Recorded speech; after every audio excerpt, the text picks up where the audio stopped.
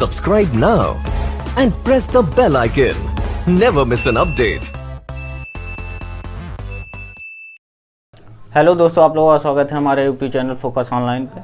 जैसा कि अभी आप लोगों ने पढ़ा है फिजिक्स के, इसके मैकेनिक्स के जो है टॉपिक्स, तो अभी तक आप लोगों ने जो पढ़ा कि भाई अगर इस टाइप का कोई इंक्लिनेट सरफेस है जिस पे हम एक फोर्स ऐसे लगा रहे हैं या फिर ऐसे फोर्स लगा रहे हैं या फिर भाई मैंने ऐसे फोर्स लगाया, ठीक है। तो आइए देखते हैं भाई कि अगर हम ऐसे फोर्स तो लगा रहे हैं इंक्लिनेट सरफेस पे, अगर मान लीजिए कि भाई इसकी कोई डिस्टेंस दी है x और इसकी कोई डिस्टेंस y दी हुई है, तो कैसे लगाएंगे भाई, तो क्या होगा। और हमारे पास कोई फोर्स नहीं है तो हम मतलब ये चेक कर सकते हैं कि कितना वेट रखें कि ये ऑटोमेटिक लुढ़क जाए, ठीक है। हाँ, तो ये ऑटोमेटिक लुढ़क जाए भाई, कितने वेट का हम भार रखें और कितना एंगल यहाँ पे थीटा होना हमारा नेसेसरी है।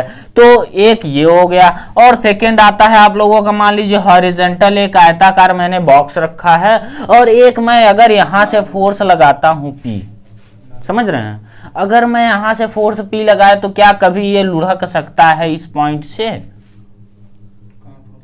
अगर हम नीचे तल में फोर्स लगाएं, भाई ये हमारा कोई सरफेस है, तो अगर इस सरफेस पे हम फोर्स लगा रहे हैं, खींच रहे हैं लगा के, तो क्या ये कभी हमारा सरफेस जो है लुढ़क जाएगा।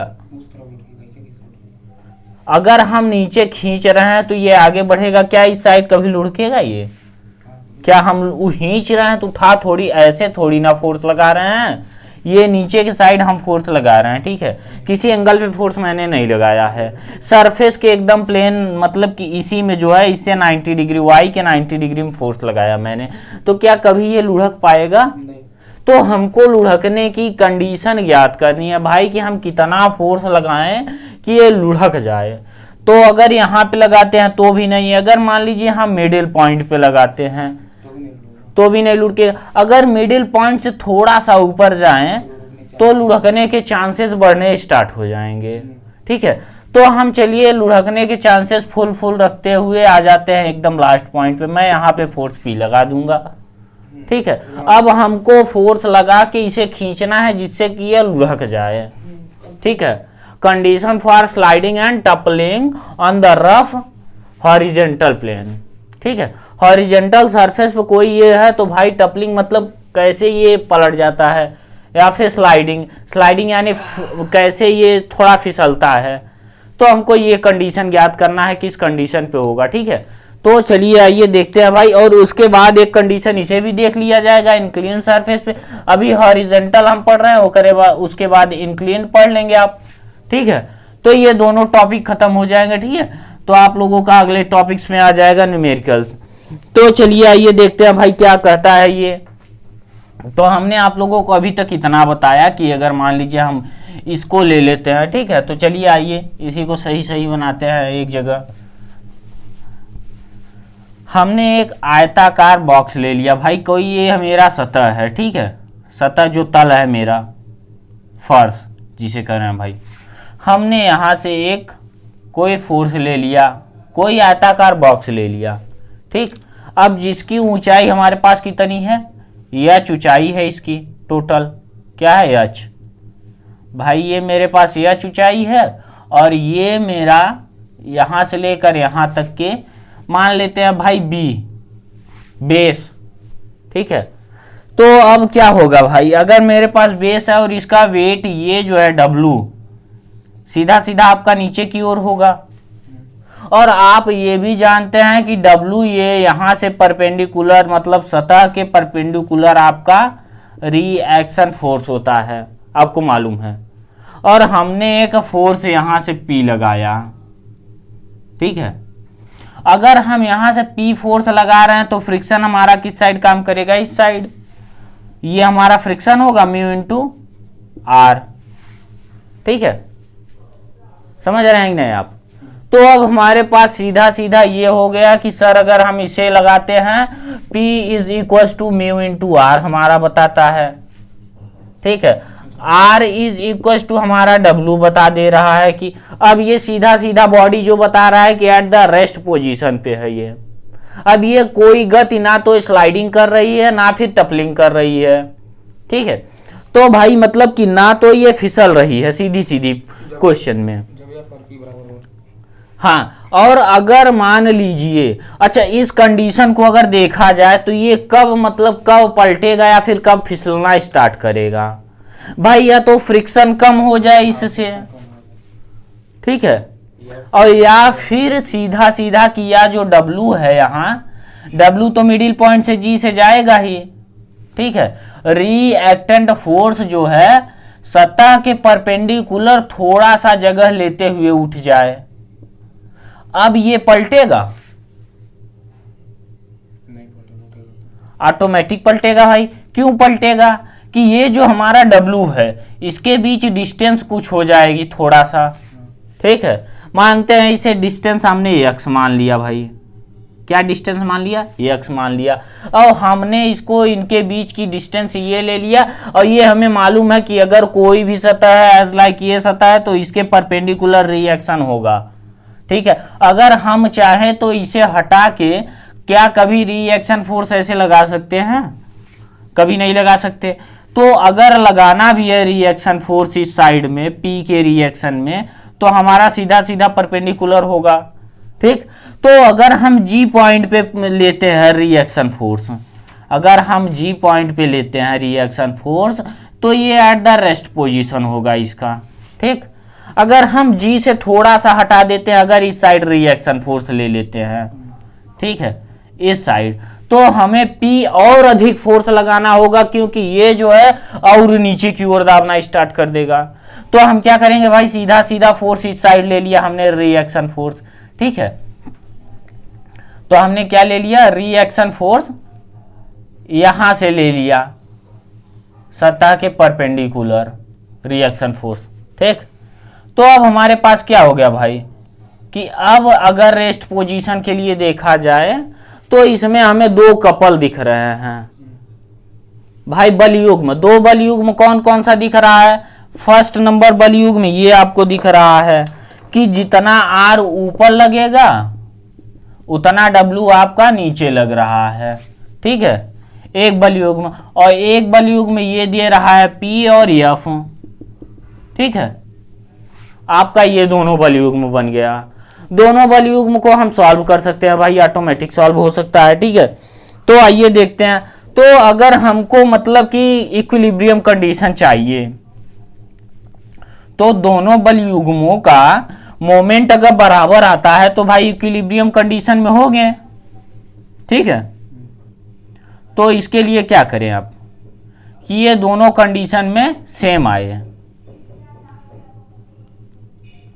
बस यही समझना था इस फिगर में। अगर आप ये समझ गए तो समझिए कि ये पूरा फिगर ही आपका सॉल्व हो गया, ये क्वेश्चन ही पूरा आपका सॉल्व हो गया। बस यही इतना समझना है हमको कि अगर ये हमारा बराबर है B और ये, तो अब हम इसे क्या करें। तो हमारे पास दो है, आप लोग पहले ही पढ़े थे F1 D1 is equal to F2 D2, अगर दो कपल है तो। क्यों पढ़े थे कि नहीं आपने। तो अगर हम यहां से निकाल लें G के अकॉर्डिंग में तो क्या होगा हमारे पास, सीधा सीधा भाई कि अगर हम G के अकॉर्डिंग में निकालते हैं तो P इंटू यहां से पूरी डिस्टेंस ले लिया, P into perpendicular distance hypotenuse ले लिया, ठीक है, P इंटू हाइपोटेनियस हमने लिया। और उसके बाद क्या किया भाई, यहाँ पे मैंने W इंटू एक्स ले लिया, ठीक है। तो भाई P into hypotenuse is equal to W into x, मेरा इतना आया। क्यों, अब इतना समझ अगर आपको ना आया हो तो बताइए। अब इतने से बस थोड़ा सा अब आगे बढ़ेंगे तो पूरा सॉल्व हो जाएगा फाइनल। अच्छा ये हाइट है, हाँ हाइट है मेरा, ठीक है। तो अब क्या करना है भाई, अगर हम मैक्सिमम वैल्यू की बात करें P के लिए तो P इज इक्वल टू मेरा कितना आएगा भाई, W इंटू एक्स अपान एच, ये है मेरा मेन फार्मूला, ठीक है। और मेन फार्मूले की वजह से हम क्या कर सकते हैं भाई, यहाँ से अगर हम x के डिस्टेंस के विषय में बात करें कि x का डिस्टेंस मेरा कितना आएगा कि हमको ये रोल कर जाना है। तो अगर x के मैक्सिमम की बात की जाए तो ज्यादा से ज्यादा ये इस पॉइंट तक जा सकता है, यानी ये b/2 के बीच में जा सकता है। अगर ज्यादा से ज्यादा h मैक्सिमम अगर बात की जाए तो b/2, ठीक है। तो x मैक्सिमम के लिए बात करेंगे तो क्या होगा भाई आपका, for x maximum is equal to b/2। यहां तक आया आपका। अगर b/2 की बात की जाए तो यहां से हम इससे इसकी वैल्यू निकाल सकते हैं, ठीक है। तो हम यहां से रख दे रहे हैं भाई। अब क्या करना है, p इज इक्वल टू हम क्या कर दिए, w into multiply of x की जगह b/2 इंटू 2 ऑफ h, ठीक है। अब हमने यहां तक ये रख दिया भाई, मेरा आ गया फोर्थ p। अब हमने ये भी देखा है कि जो फोर्स है ये फ्रिक्शन और ये क्या दोनों बराबर हैं, क्यों भाई। तो अब हमको क्या करना है भाई, यहां से देखना है कि अब हम क्या करें, कैसे करें कि ये आ जाए हमारा। चूंकि पहले ही मैंने बताया था P is equal to friction, जितना हम फोर्स लगा रहे हैं रेस्ट पोजीशन के लिए हमको मिला था, ठीक है। तो हम यहां से क्या रख सकते हैं, इसको वैल्यू भाई ऑटोमेटिक रख सकते हैं। तो आइए चलिए उसे भी देख लेते हैं। अब हमारे पास क्या कंडीशन आ गई भाई, F is equal to P is equal to W into b/2h, ठीक है। अब F की जगह हमने म्यू इंटू R भी पढ़ा है, is equal to P is equal to WB/2h, ठीक है। तो हम इसको और इसको ले सकते हैं भाई बराबर में। तो बस अब इसी को बराबर लेना है और बराबर लेके रख देना है। म्यू की वैल्यू हमको निकाल देना है कि भाई म्यू जो है हमारा कितना रहेगा कि हमको ये वैल्यू आ जाएगी फॉर p मैक्सिमम के लिए, x मैक्सिमम।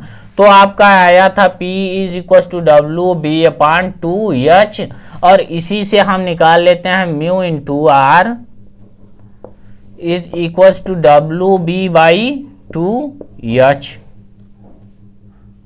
अब इससे आपको क्या लग रहा है, जितना R हमारा ऊपर है उतना ही W तो नीचे है ना। तो R बराबर W आपने इसे भी देखा था, तो क्या R से और W से कट जाएगा। तो आपका म्यू कितना आया भाई, म्यू इज इक्वल टू आपका B/2h आया। आपका फाइनल आंसर ये है, ठीक है। अच्छा अब बात क्या करेंगे, म्यू मेरा घर्षण गुणांक है, ठीक। और हमको क्या निकालना है भाई, W is equal to R से मैंने W को काट दिया। अब मेरे पास क्या आया कि mu is equal to B/2h, ठीक है। अच्छा mu is equal to B/h, अगर बात करें म्यू की तो क्या tan अल्फा होता है। तो अगर tan अल्फा की बात करें तो भाई अल्फा, अच्छा चलिए ठीक है, tan अल्फा की बात आप नहीं करेंगे, ना कीजिए। तो अगर हम बात करते हैं स्लाइडिंग ऑफ इसमें फ्रिक्शन, टपलिंग एंड स्लाइडिंग की, तो स्लाइडिंग किस कंडीशन पे होगी, अगर मान लीजिए भाई ये कब फिसलना स्टार्ट करेगा, जब घर्षण बल कम होगा, यानी फ्रिक्शन कम होगा इससे। अगर जो है फ्रिक्शन कम हुआ इससे, इस पॉइंट से, तो क्या ये फिसलता रहेगा। और अगर फ्रिक्शन ज्यादा हुआ, अगर फ्रिक्शन ज्यादा हुआ तो यहां हमें ज्यादा फोर्स लगानी पड़ेगी, और ज्यादा फोर्स लगानी पड़ेगी तो ये पलट जाएगा, ठीक है। तो लुढ़कने की दशा में और फिसलने की दशा में, आप लोगों को समझ में आया। फॉर स्लाइडिंग,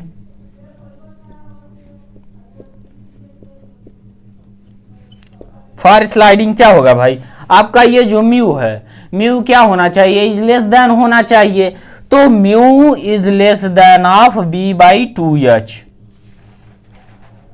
एक कंडीशन ये आ गई कि आपका जो घर्षण गुणांक होना चाहिए ये जो है कम होनी चाहिए इससे, B यानी पूरे इससे चौड़ाई से बटे 2h, ऊंचाई के 2 गुने से कम होनी चाहिए आपका घर्षण गुणांक। हाँ, और अब बात करेंगे फॉर टपलिंग।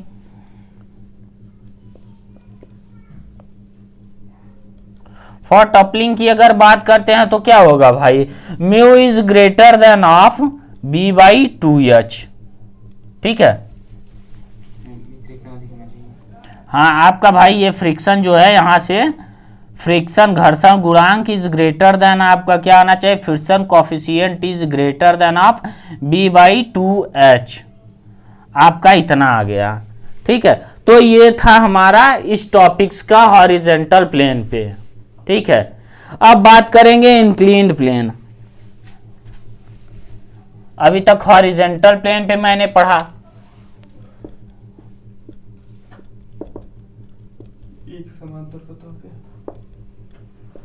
इंक्लिन्ड प्लेन अगर एक समांतर सतह पे बात करें तो। ठीक है रोश, चलिए ठीक है, अब आइए उसे भी देख लेते हैं कि वो क्या कह रहा है भाई, उस टाइप के भी क्वेश्चन कैसे पूछेंगे और कैसे हमको सॉल्व करना है। ठीक है, तो इसे आप नोट कर लीजिएगा। तो अब बात क्या करेंगे, इंक्लिन्ड सरफेस पे जो है ये टपलिंग एंड स्लाइडिंग की कंडीशन। तो हमारा भाई इंक्लिन्ड सरफेस ये है। ठीक है, ये किस एंगल पे है भाई, मान लेते हैं हमने थीटा एंगल पे मान लिया, अल्फा मान लिया, बीटा मान लिया, जो भी माना वो मान लिया। ठीक है, तो हमने क्या मान लिया, थीटा मान लिया।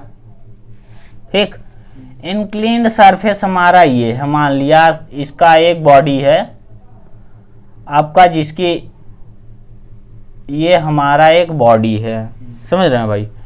तो अब हमारे बॉडी का हॉरिजॉन्टल कितना है आपका, ये हमारा h मान लिया, और ये मानते हैं हम, चलिए इसे यहाँ नीचे मान लेते हैं भाई b। ठीक है, स्पेस कम होने की वजह से भाई इसकी ये चौड़ाई है भाई, नीचे मानिए चाहे ऊपर मान लीजिए, थोड़ा स्पेस रहेगा। ठीक है, तो ये हमारा b हो गया। ठीक है, इंक्लिन्ड सरफेस अगर मानते हैं हमारा ये g है, समझ रहे हैं, g यानी सेंटर ऑफ ग्रेविटी से लेते हैं तो आपका w हमारा ये आ गया। अगर हम बात करते हैं यहाँ से, तो अगर हम इसकी बात करते हैं तो क्या ये यहाँ से r रिएक्टेंट हो सकता है, अगर r ये हुआ, यहाँ से ये क्या होगा, w ऑफ cos थीटा होगा, w ऑफ cos थीटा, समझ में आया। तो ये हमारा क्या होगा, w ऑफ साइन थीटा, हमारा ये आ गया। अच्छा अब बताइए कि हमने ये वेट लगाया है w ऑफ साइन थीटा, और ये फिसलेगा तो नीचे, लुढ़केगा तो नीचे। ठीक, यानी आपका फोर्स पूरी तरीके से नीचे की ओर कार्य कर रहा है, तो आपका फ्रिक्शन किस साइड काम करेगा भाई, फ्रिक्शन मेरा ऊपर की ओर काम करेगा, सीधी सी बात है, फ्रिक्शन ऊपर की ओर काम कर रहा है। ठीक है, अब हमारा ये फ्रिक्शन हो गया, friction is equal to mu into R, क्या है ये, म्यू इंटू आर आपका है। ठीक है, तो अब हमको बस यही सॉल्व करना है भाई, हो गया। हाँ, तो अब हमारे पास h ये है, b ये है। अगर बात करते हैं हम इसके पॉइंट के, तो इसके और इसके बीच की डिस्टेंस हमने x ले लिया, क्यों ले सकते हैं ना भाई, x तो ले सकते हैं। तो x हमने जब लिया तो हमने देखा कि एक कपल ये बना रहा है, force equal and opposite direction. ठीक है, और एक कपल ये फ्रिक्शन से लेते हुए म्यू साइन थीटा बना रहा है। ठीक है, आपका दो कपल इसमें भी काम कर रहा है इसी बॉडी पे भाई, सीधा सीधा w of cos theta into R, मतलब एक w of cos theta is equal to R, और ये w of sine theta is equal to mu into R, दोनों आप लोगों का एक बना रहा है। तो अब हमारे पास सीधा सीधा ये निकल गया कि अगर हम इस पॉइंट को लेते हैं यहाँ से फ्रिक्शन से, तो अगर w ऑफ कोसाइन थीटा नीचे की ओर कार्य कर रहा है तो h/2 डिस्टेंस हुआ मेरा। ठीक है, अब h/2 अगर डिस्टेंस हमने लिया तो h/2 से क्या होगा भाई, h/2 इंटू एफ कर सकते हैं, h/2 into mu of sine theta कर सकते हैं, इज इक्वल टू, तो क्या होगा h/2 into w of multiply of w of sine theta कर सकते हैं, इज इक्वल टू मेरा कितना है, w of cos theta multiply of x कर सकते हैं। अब हमको x की वैल्यू निकालनी है कि सर मतलब कितना डिस्टेंस करे कि कैसे आए हमको। तो x मैक्सिमम के लिए भाई b/2 कर सकते हैं। अगर मैक्सिमम की बात की जाए तो आपका ये यहाँ पे आएगा ज्यादा से ज्यादा, और कहाँ जा सकता है, बाहर आएगा बॉक्स के, नहीं ना। तो आपका सीधा सीधा क्या होगा, x इज इक्वल टू आपका सीधा सीधा w से w आपका कट गया तो cos theta divide by x is equal to h of sine theta h/2 of sine theta upon cos of theta. आया आपका भाई। h/2 मैंने क्यों लिया, इस पॉइंट से लिया, ठीक है। इस पॉइंट से जब मैंने लिया तो ये आया मेरा x इज इक्वल टू कितना है, h/2 of tan of theta. ये हमारा एक पॉइंट आ गया, ठीक है। अगर थीटा के जगह इक्वल टू कर दें म्यू इंटू आर पे, ठीक है, आपने पढ़ा है mu is equal to tan of alpha, ठीक है। तो आइए चलिए देखते हैं भाई क्या होता है। अगर x मैक्सिमम की बात की जाए तो इज इक्वल टू b/2 होगा। तो अब हमारे पास क्या होगा भाई, b/2 आ गया, हमें मालूम है। तो अब हम b/2 रख सकते हैं फॉर x मैक्सिमम के लिए। b/2 is equal to h/2 of tan of theta, ठीक। तो 2 से 2 कट जाएगा भाई, आपका आ जाएगा सीधा सीधा क्या आएगा, tan of theta is equal to b/h, ठीक है। अब b/h हमारा tan थीटा की वैल्यू आ गई। अब हमें मालूम है tan थीटा tan अल्फा, अगर फ्रिक्शन घर्षण गुणांक tan अल्फा है तो अगर theta is equal to alpha कर दिया जाए, theta is equal to alpha किया जाएगा तो क्या होगा भाई, भाई सीधा सीधा फिसलन या फिर लुढ़कने की घटना सामने आनी स्टार्ट हो जाएगी, ठीक है। मतलब कि अगर थीटा बराबर tan अल्फा कर दिया जाए तो कोई भी बॉक्स हो सीधा सीधा आपका लुढ़कना स्टार्ट कर, ये फिसलना स्टार्ट कर देगी। और फिसलना स्टार्ट कर देगी तो हमको फिसलने और लुढ़कने की घटना दोनों ज्ञात करनी है इसमें, ठीक है। तो अब हम theta is equal to tan alpha कर दिए मैंने, या tan लैम्डा आप लिख दीजिए, ठीक।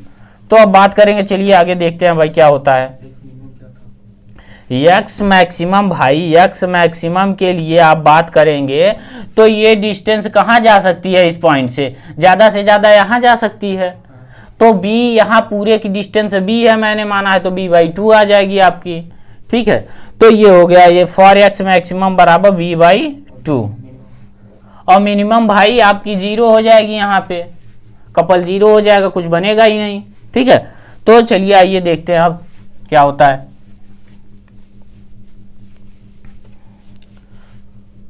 तो अब आपका क्या कह रहा है भाई कि alpha is equal to tan theta, तो मैंने tan alpha is equal to निकाल दिया b/h। अब b/h मेरे पास tan अल्फा है, tan अल्फा बराबर हमको मालूम है घर्षण गुणांक, तो सीधा सीधा मैंने लिख लिया घर्षण गुणांक इज इक्वल टू b/h। अब हमको ये मालूम हो गया घर्षण गुणांक कितना है। अब हमको लुढ़कने और फिसलने की घटना ज्ञात करनी है कि लुढ़कना कैसे है और फिसलना कैसे है भाई। तो फिसलने की घटना और लुढ़कने की घटना कैसे ज्ञात किया जाए भाई, पहले ये बताइए। जैसे कि मान लीजिए ये हमारा घर्षण गुणांक कम हो गया इस फोर्स से, तो क्या यह फिसलना स्टार्ट करेगा भाई? जाहिर सी बात है, अगर घर्षण गुणांक कम हुआ तो फिसलना स्टार्ट करेगा, और घर्षण गुणांक ज्यादा हुआ तो लुढ़क जाएगा अपने वेट की वजह से। अगर मान लीजिए यहाँ कोई बहुत बड़ा पिंड रख दिया जाए रोकने के लिए, यानी घर्षण एकाएक बढ़ा दिया जाए घर्षण गुणांक के माध्यम से, तो ये पिंड क्या करेगा, लुढ़क जाएगा आपका, ठीक है। तो सीधी सी बात है कि ये आपका सीधा बता रहा है कि अगर mu is greater then b/h तो कौन सी घटना आई, लुढ़कने की घटना, यानी क्या आई, टपलिंग, यानी लुढ़कने की घटना।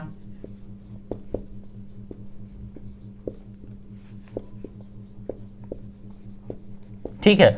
अच्छा, अब अगर म्यू इज लेस देन बात किया जाए तो क्या आएगा आपका, म्यू इज लेस देन बराबर आपका सीधा सीधा आ रहा है v/h, यानी आपका फिसलने की घटना।